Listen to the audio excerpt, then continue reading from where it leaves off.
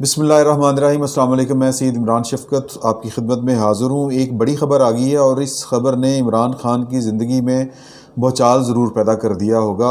ہم پنجابی میں کہتے ہیں کہ فلاں خبر سن کے میں چھت سے جا لگا۔ تو عمران خان صاحب جو ہیں وہ اپنی کرسی صدارت یا کرسی وزارت عظمیٰ یا جس کرسی پہ وہ بیٹھتے ہیں وہ کرسی چھت پہ ضرور جا کے لگی ہوگی، اور یہ خبر کہیں اور سے نہیں آئی، خبر ان کی حکومت کی ہے۔ لیکن اس خبر کے بعد آپ کو یہ سمجھ آئے گی کہ پاکستان کو چلا کون رہا ہے، یہ آپ کو سمجھ بھی آئے گی اور ایک سوال بھی اٹھے گا، لیکن اس سوال کا جواب دینا جو ہے وہ جوئے شیر لانے کے مترادف ہے، خطرات سے خالی نہیں ہے۔ تو لہٰذا مجھے تو معاف رکھیں کہ میں آپ کو بتاؤں کہ پاکستان اصل میں چلا کون رہا ہے۔ چیزیں میں آپ کے سامنے رکھ دیتا ہوں، آپ خود سمجھ جائیں تو سمجھ جائیں، ورنہ وہ کہتے ہیں نا ساڑی کوئی ویلن جماں نہیں آئی ہوئی۔ بہرحال جہانگیر ترین خان صاحب جو ہیں ان کی جو حکومت سے علیحدگی تھی، اس کے بعد عمران خان صاحب جو ہیں ان کا جو ایکشن تھا، اور پھر اس کے بعد جہانگیر ترین کا ملک سے باہر جانا، پھر اس کے بعد 18 اگست کو جب عمران خان صاحب کا 2 سال مکمل ہوئے ان کے حلف والے، یعنی وزیر اعظم بنے ہوئے، اقتدار میں آئے ہوئے، اس روز ان کا کامران خان کو انٹرویو دینا، اور اس انٹرویو میں کے اندر جناب کامران خان صاحب کے یاد دلانے پر، سوال کرنے پر عمران خان صاحب کا اداس ہو جانا، دل گرفتہ ہو جانا، اور چہرے پہ وہ جو کہتے ہیں کہ ایک ناپسندیدگی تو نہیں کہنا چاہیے، ایک البتہ یہ کہ پریشانی کے جو آثار تھے، دکھ کے آثار تھے، وہ بہت نمایاں تھے۔ اور سوال تھا کہ جہانگیر ترین کے ساتھ کیا معاملہ ہوا آپ کا؟ اس پہ عمران خان صاحب نے جو کچھ کہا کہ جی میرا ان کے ساتھ سب سے گہرا تعلق تھا، یہ تھا وہ تھا، یہ ساری باتیں انہوں نے کی، اور انہوں نے کہا کہ مجھے دکھ ہے کہ ان کا نام رپورٹ میں آیا، لیکن وہ تو جو تھا سو تھا۔ اس کے یعنی 18 اگست والے دن جب وہ انٹرویو دے رہے تھے، اس سے ایک دن پہلے جہانگیر ترین کے خلاف عمران خان صاحب کی حکومت جو ہے وہ ایکشن لے چکی تھی، جس کی خبر آ جائی ہے۔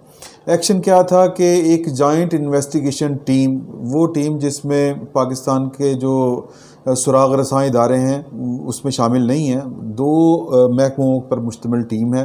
ایک ایف آئی اے ہے، ایف آئی اے براہ راست جو ہے وہ ظاہر ہے کہ وزارت داخلہ کے نیچے آتا ہے، لیکن chief executive of the state جو ہیں وہ جناب عمران خان صاحب ہیں، تو لہٰذا جو بھی وہ اس نے فیصلہ کیا ہے کسی نہ کسی سے تو پوچھ کے کیا ہوگا، اور ظاہر ہے انہوں نے جہاں سے پوچھنا یا جہاں سے آرڈر آئے ہوں گے، اگر عمران خان صاحب کے علم میں ہوتا تو وہ یہ والا کام نہ کرنے دیتے، لیکن وہ کام ہو گیا۔ دوسرا جو ہے وہ ہے ایس ای سی پی، یہ ایک ادارہ ہے جو پاکستان کے جو کمپنیز ہے اس کو ریگولیٹ کرتا ہے، کاروباری معاملات جو ہے، جو کمپنیاں جس طرح چلتی ہیں ان کی نگرانی کرتا ہے، ان کے جو مالی معاملات ہیں ان کی بھی نگرانی کرتا ہے۔ انہوں نے مل کے ایک ٹیم بنا لی ہے اور نوٹس جاری کر دی ہیں، تقریباً 19 سرکاری اور غیر سرکاری جو ادارے ہیں ان کو نوٹس جاری ہوئے ہیں۔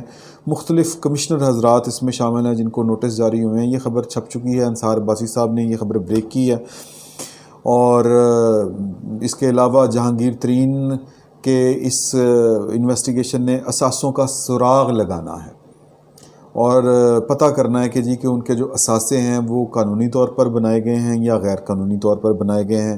جہانگیر ترین خان صاحب کے جو اثاثوں میں اضافہ ہوا تھا وہ 2 ادوار میں ہوا ہے۔ پرویز مشرف کی جب وہ کابینہ میں شامل ہوئے تو اس کے بعد کہنے والے کہتے ہیں، خصوصاً وہ لوگ جو اکانومی کی بیٹ کور کیا کرتے ہیں، کامرس وغیرہ کے جو رپورٹر حضرات ہیں، وہ اچھی طرح جانتے ہیں کہ پھر یہ دن دگنی رات چگنی تب ترقی انہوں نے کی، اور ان پر پھر کیس بھی بنے، اس طرح کے پھر باتیں بھی سامنے آئیں، ان کے ملازمین کے نام کے اوپر جائیدادیں بنی، کمپنیاں بنی، بہت کچھ ہوا۔ پھر اس کے بعد یہ ہے کہ نہ صرف جہانگیر ترین بلکہ ان کی فیملی، ان میں آمنہ جو ترین ہیں، اور پھر ان کے بیٹے ہیں علی ترین، سحر ترین، اس طرح کے کافی سارے نام ہیں، وہ ان کو بھی شامل تفتیش کیا گیا ہے۔ تو اب جو ہے معاملہ یہ ہے کہ سوال یہ پیدا ہوتا ہے کہ یہ ہو کیا رہا ہے؟ کیا عمران خان صاحب جو ہیں ان کے 2 چہرے ہیں کہ وہ ایک طرف قانون کی بات کرتے ہیں، پھر دوستی کا بھرم بھی رکھنے کی بات کرتے ہیں، لیکن قانون پر عمل کر رہے ہیں۔ اگر یہ بات ہم درست تسلیم کر لیں تو پھر یہ طرز عمل جو ہے یہ سب پر لاگو ہونا چاہیے تھا. کن پر لاگو ہونا چاہیے تھا؟ زلفی بخاری پہ، فیصل واڈا پہ، پرویز خٹک پہ، پھر وہ جو وزیر اعلیٰ کے پی کے ہیں اس وقت موجودہ، مالن جبا کیس میں ان کا بھی نام ہے، ان پر بھی یہ قانون لگنا چاہیے تھا، لیکن ان پر تو نہیں لگا. لیکن جہانگیر ترین کے معاملے میں جہاں پہ حکومت یہ کریڈٹ لیتی رہی کہ ہم نے خود انکوائری کروائی ہے، تو اگر وہ انکوائری واقعی حکومت نے خود کروائی ہوتی، عمران خان صاحب اس کے پیچھے ہوتے، مجھے تو لگتا ہے وہ صرف کریڈٹ لے رہے تھے. انکوائری کہیں اور سے ہوئی تھی، کسی اور کے حکم پر ہوئی تھی. اگر انہوں نے واقعی انکوائری کروائی ہوتی تو پھر جہانگیر ترین جو ہیں وہ ملک سے باہر نہ چلے جاتے، وہ ملک کے اندر ہی رہتے. پھر اس انکوائری رپورٹ کا فرانزک رپورٹ ہونی نہ شروع ہوتی. پھر وہ جو ہوتا ہے نا فائلوں میں بات کو گھمانا، فرانزک رپورٹ بھی آ گئی، پھر اس کے بعد ایف آئی اے نے پھر ایک انکوائری شروع کر دی. تو پھر یہ نہ ہوتا اگر خود عمران خان صاحب کی اپنی ول ہوتی کہ میں نے کسی بھی غیر قانونی کام کرنے والوں کو، گڑبڑ کرنے والوں کو، خواہ وہ میرے اپنے ہوں، غیر ہوں، پرائے ہوں، ان کو نہیں چھوڑنا. نہیں، یہ بات نہیں ہے، ان کے دورے معیار ہیں. اگر ان کی یہی خواہش ہوتی جو وہ اپنی بات منہ سے نکالا کرتے ہیں کہ جی کہ میں کسی کو نہیں چھوڑوں گا، تو پھر جہانگیر ترین اس وقت لندن میں نہ ہوتے، جیل کے اندر ہوتے، اور کوئی نہ کوئی انکوائری جو ہے وہ کسی نہ کسی کنارے لگی ہوتی، اس پر مقدمات درج ہو کے بندے جیل میں ہوتے، کم از کم حوالات میں ضرور ہوتے یا ضمانتوں پر ہوتے. لیکن جہانگیر ترین صاحب لندن میں بیٹھے ہوئے ہیں، اور ظاہر ہے کہ وہ لندن اگر گئے ہیں تو اس حکومت کی مرضی سے گئے ہیں.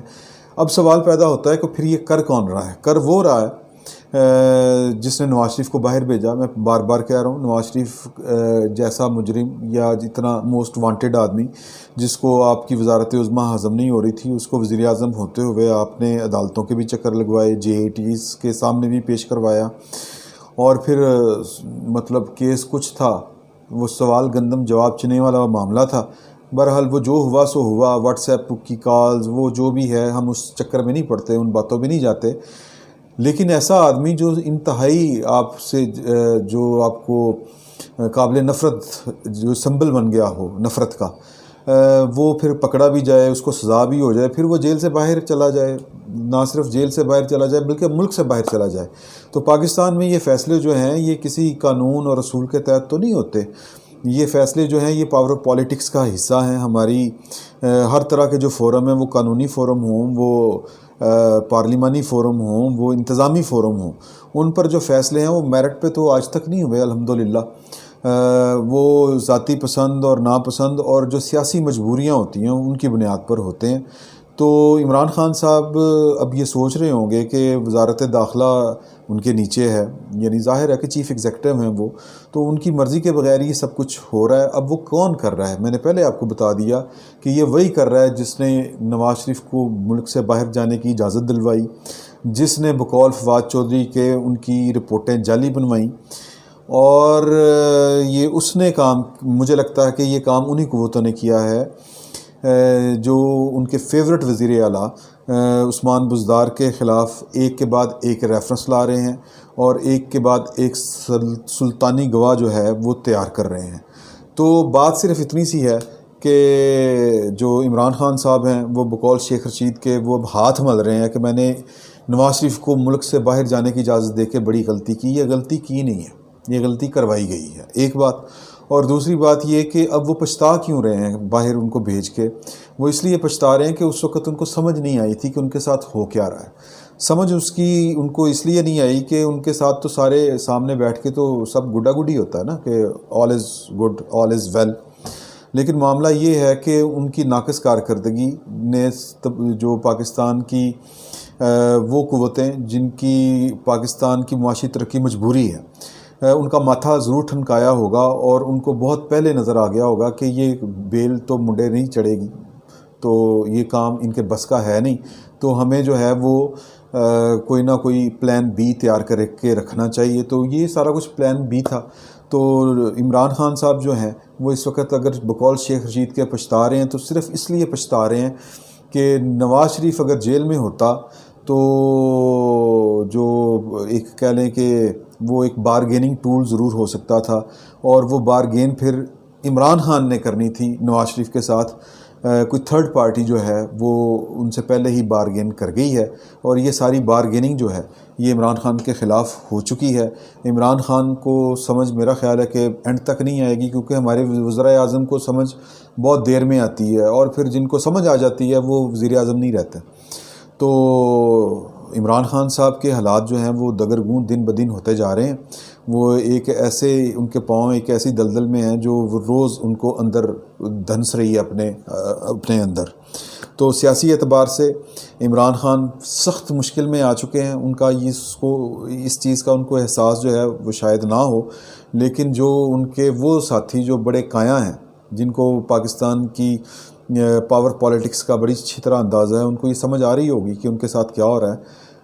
آنے والے دنوں میں ابھی تو صرف جہانگیر ترین والا معاملہ کھلا ہے۔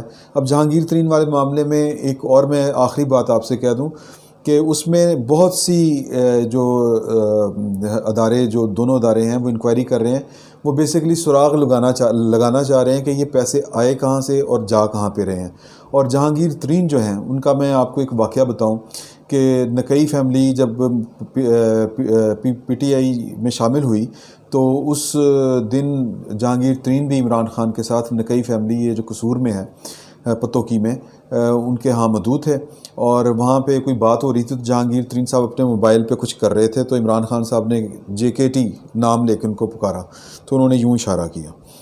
وہ ایک 2-3 لمحوں بعد ہی پھر انہوں نے بلایا، پھر انہوں نے اشارہ کیا۔ تیسری دفعہ جب انہوں نے بلایا جہانگیر ترین کو تو انہوں نے کہا یار آپ دیکھ نہیں رہے میں کام کر رہا ہوں۔ تو اس طرح کا لب و لہجہ اسی کا ہوتا ہے جو آپ کا مائی باپ ہو، اور جہانگیر ترین جو ہیں وہ مالی معاملات میں عمران خان کے مائی باپ تھے، اور یہ اگر انکوائری ہوئی اور سچ میں انکوائری ہوئی تو کہیں نہ کہیں پہ عمران خان کا بھی نام ضرور آئے گا، جو ان سے مالی فائدے لیتے رہے۔ اور پھر جہانگیر ترین کو اگر کھاتے کھل گئے تو حساب دینا پڑے گا کہ وہ جو PTI کے اوپر پیسہ خرچتے رہے، عمران خان کے اوپر پیسہ خرچتے رہے، وہ کہاں سے آیا۔ تو کہنے کا مقصد یہ ہے کہ جو گھیرا جہانگیر ترین کے خلاف تیار کیا جا رہا ہے، جو جال، اس میں بالآخر عمران خان صاحب نے خود پھنسنا ہے اور کسی نے نہیں۔ فی الوقت کے لیے اتنا ہی، بہت بہت شکریہ۔